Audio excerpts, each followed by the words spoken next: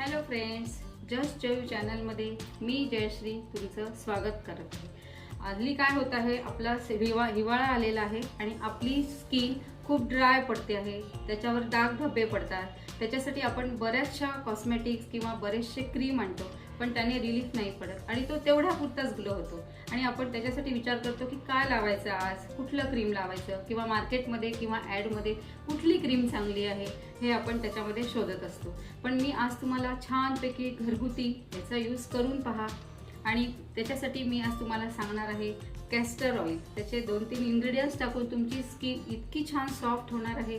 त्यामुळे आज मी प्रथम तुम्हाला सांगत आहे कॅस्टर ऑइल। कॅस्टर ऑइलचे यूज तुम्हाला माहिती आहे, तो एक स्टमकसाठी छान आहे, पोट साफ करते। त्याच्यानंतर आपण लावतो नुसता कडधान्यांना वगैरे लावतो किंवा धान्यांना लावतो। त्याचा का बरं लावतो आपण धान्यांना, की ते आपल्या पोटात गेलं तरी पण ते हार्मफुल नाही आहे। म्हणून कॅस्टर ऑइल हा सॉफ्ट एक त्याच्यामध्ये मॉइश्चर आहे, त्याच्यामुळे आपण कॅस्टर ऑइल घेऊया प्रथम। त्याच्यानंतर घेऊया आपण ॲलोव्हेरा जेल। ॲलोव्हेरा सगळ्यांना माहिती आहे की हे एक मेडिसिनल प्लांट आहे, त्याच्यामुळे याच्यामध्ये सॉफ्टनेस आहे। जर आपण हे पोटातनं घेतलं तर त्याने ॲसिडिटी सुद्धा कमी होते आणि आतून एक मॉइश्चर हायड्रेटेड राहते। त्याच्यानंतर आपण घेऊया इव्हिऑन कॅप्सूल।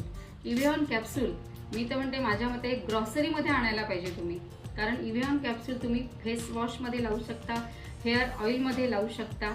इव्हिऑन हे व्हिटॅमिन ई आहे, त्याच्यामुळे हे तिन्ही तुम्ही यूज केलं तर त्याच्यावरती तुमच्या स्किनवर किती इफेक्ट होणार आहे। त्याचं मी कसं क्रीम बनवायचं तर आता मी दाखवत आहे। तर हे क्रीम कसं बनवायचं हे मी तुम्हाला सांगते आहे। तर 2 चमचे कॅस्टर ऑइल घ्यायचं। कॅस्टर ऑइल हे एकदम अगदी सॉफ्ट होते आपला चेहरा त्याने। आणि 2 चमचे ॲलोव्हेरा जेल घ्यायचं। त्याचे मी यूज तुम्हाला कसे आहेत हे सांगितलेलंच आहे।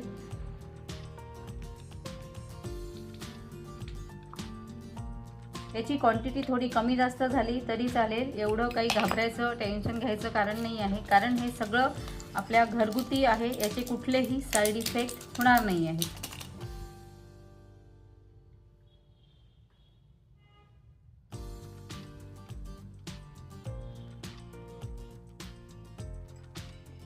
दोन घ्या, एक घ्या, जेवढं जास्त घेतलं तेवढं त्याच्यामध्ये मॉइश्चर येतील।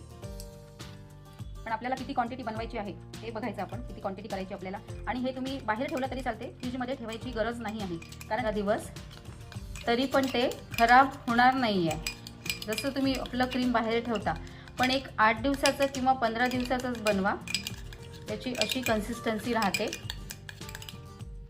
हे क्रीम असं तयार होईल। एअरटाईट कंटेनरमध्ये छानपैकी पॅक करून घ्या, छानपैकी भरून ठेवा आणि बाहेरच राहू द्या, जेव्हा जसं तुम्ही रात्रीला यूज करता किंवा सकाळी। पण मी म्हणते सकाळी यूज करा आंघोळ झाल्यानंतर। आता हे क्रीम आपलं तयार आहे, हे एअरटाईट कंटेनरमध्ये भरून ठेवा आणि आंघोळ झाल्यानंतर तुम्ही पहिले हे क्रीम लावा आणि 5 मिनटं मसाज करा। 2 मिनटं केला तरी चालेल, आंघोळ झाल्यानंतर 2 मिनटं मसाज करा। आणि एकदा रात्री झोपताना छानपैकी फेस वॉश करा आणि रात्री झोपताना 5 मिनटं मसाज करून झोपा, कारण रात्रीची मसाज खूप आवश्यक आहे। कारण रात्री आपण मसाज केलेली पूर्ण आपला चेहरा त्याने स्किन रिज्युनेट होत असते, त्याच्यामुळे रात्रीची कंपल्सरी मसाज ही इम्पॉर्टंट आहे। तर त्याला मी तुम्हाला चेहऱ्याला लावून दाखवते। आता मी तुम्हाला ही क्रीम लावून दाखवत आहे आणि तुम्हाला लगेच फरक कळेल, आधीचा फेस आणि नंतरचा फेस।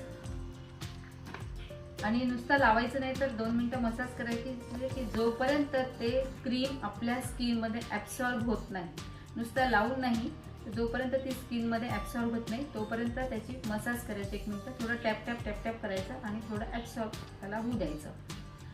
ओके, चला याच्यामध्ये आणि याच्यामध्ये माझा डिफरन्स बघा, कारण हे जे आहे हे हायड्रेटेड वाटते आहे आणि हे जे वाटते आहे इथनं थोडं ड्राय वाटते आहे। ट्राय करा नक्की। व्हिडिओ आवडला असेल तर कमेंट करा, लाईक करा आणि सबस्क्राईब करा।